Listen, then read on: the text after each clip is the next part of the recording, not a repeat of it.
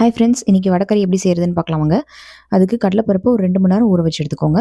அது கூட ஒரு ஸ்பூன் சோம்பு, காஞ்ச மிளகாய், உப்பு, பெருங்காயம் இதெல்லாம் போட்டு தண்ணி ஊற்றாமல் இந்த மாதிரி கோர்ஸாக பேஸ்ட்டாக அரைச்சி எடுத்துக்கோங்க. இப்போ இதை எண்ணெயில் குட்டி குட்டி பால்ஸாக போட்டு பொரிச்சு எடுத்துக்கோங்க. இல்லைன்னா நீங்கள் இட்லி தட்டில் ஸ்டீம் பண்ணி கூட எடுத்துக்கலாம். ரொம்ப கிறிஸ்பியாக பொரிய வேணாம், குக்கர் அளவுக்கு பொரிஞ்சால் போதும்.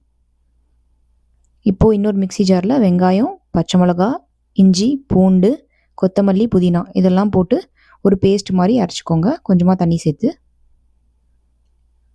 இந்த மாதிரி அரைச்சிக்கோங்க. இப்போ இன்னொரு பேனில் எண்ணெய் சேர்த்துக்கோங்க. எண்ணெய் சேர்த்து முழு கரம் மசாலா, பட்டை, கிராம்பு, ஏலக்காய் அதெல்லாம் போட்டுக்கோங்க. கருவேப்பிலை, அப்புறம் நறுக்கி வச்ச வெங்காயம் இதெல்லாம் போட்டு நல்லா வதக்கிக்கோங்க. வதங்கினதும் இப்போ நம்ம அரைச்சி வச்சுருக்க அந்த விழுதை போட்டுக்கோங்க. இதோட பச்சை வாசனை போகிற அளவுக்கு வதக்கிக்கோங்க. இப்போ இதில் தக்காளி சேர்க்குறோம். தக்காளி நல்லா மசியணும், அது வரைக்கும் வதக்கிக்கோங்க. இப்போ இதில் மசாலா பொருள் சேர்த்துக்கலாம்.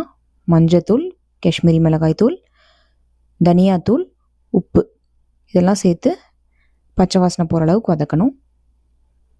இப்போ தேவையான அளவு தண்ணி ஊற்றிக்கோங்க. கொஞ்சம் அதிகமாகவே ஊற்றிக்கோங்க. இதுக்கு தண்ணி நல்லா ஊற்றிட்டு இதை நல்லா கொதிக்கிட்டோம். ஒரு 5 நிமிஷம் கொதிக்கிட்டோம். நல்லா இந்த மாதிரி கொதித்ததும் நம்ம பொரிச்சு வச்சுருக்க வடையை போட்டுருங்க. நீங்கள் இதை மிக்சியில் ஒரு பல்ஸ் கொடுத்துட்டு கூட நீங்கள் இதில் போடலாம். போட்டு மூடி போட்டு ஒரு 5 நிமிஷம் குக் பண்ணிடுங்க.